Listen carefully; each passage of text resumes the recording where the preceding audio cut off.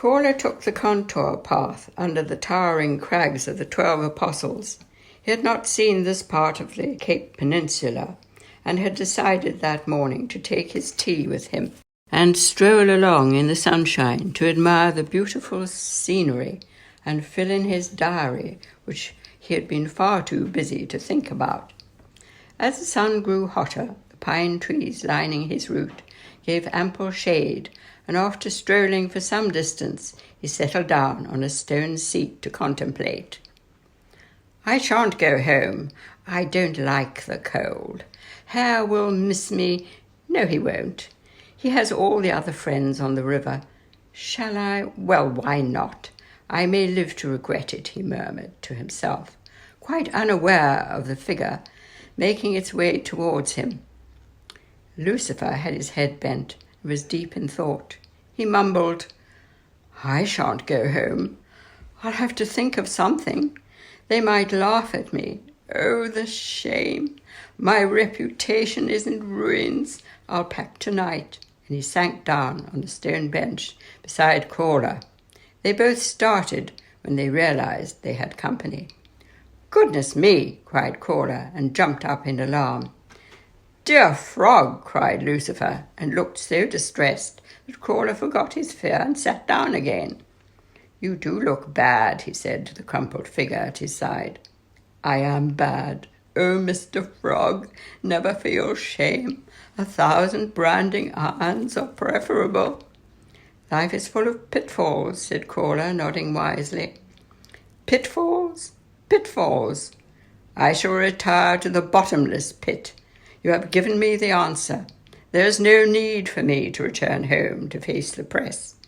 Is 1,000 years long enough? Farewell, blue sky and whispering pine woods. I shall go till memories have faded and history books have ceased to be. Remember me to some, and then again remember me to none. Farewell, dear frog." "Toad," said Caller. "I am a Toad," he said, and got up to gather his things. When he looked again, the figure had vanished. "I'll have that tea now," said Caller, taking out his thermos flask and whistling. The three friends met for lunch at the restaurant in the gardens. "Did you enjoy your walk this morning?" asked Hare. "I bumped into Lucifer," said Caller quietly. "Did he try to harm you?" asked Lion. Caller shook his large head. "No, he is going away," he said. "Where?" asked Hare. "To a place he knows," Caller replied. "Don't tell me you are sorry to see him go," Hare cried. "No," he said firmly. "I'm glad he's gone. All the same, I did feel a twinge of sadness for him." "You are a great soft-hearted toad. You have compassion," said Hare, and Caller blushed and fumbled in his pocket. He brought out a note, which was neatly folded, and handed it to Hare. "You are to read this after we have been to the docks and said goodbye to Lion this afternoon." "Oh," said Hare, and pushed it into his coat pocket. They said goodbye to Lion at the docks and wrung his great paws warmly and promised to visit him in Rome. "I show you the circus, my Alfonso. I show you our Pope, the Colosseum, and the Spanish Steps. Opera, I show you the bars of Caracalla. Ah, what a stage under the stars." "Wait for me on the quay. I want to speak to the captain," murmured Caller, and disappeared up the gangplank, leaving a puzzled Lion and Hare waiting for him down below. They waited and waited, but there was now no sign of Caller. The ship blew a long blast on her siren, which meant that all crew and passengers had to be on board. Lion wished Hare a hasty farewell and had to hurry up the gangplank. He turned and waved from the top. There was still no sign of Caller. The crane had arrived to take away the gangplank. Hare had become thoroughly alarmed. Then he felt something crackle in his pocket, and he remembered Caller's note. He got it out and opened it. It said, "My dear old friend, by the time you read this, I shall be on the high seas. Lion does not know it, but he will discover me sooner or later in his cupboard. Sooner, I hope, because I shan't want to miss dinner. Do not worry about me in Italy. I shall always sing for my supper. Or perhaps Lion can find me a job with the circus. Life is very short, dear boy, and I must not miss this golden opportunity to see more of it. I know you will understand.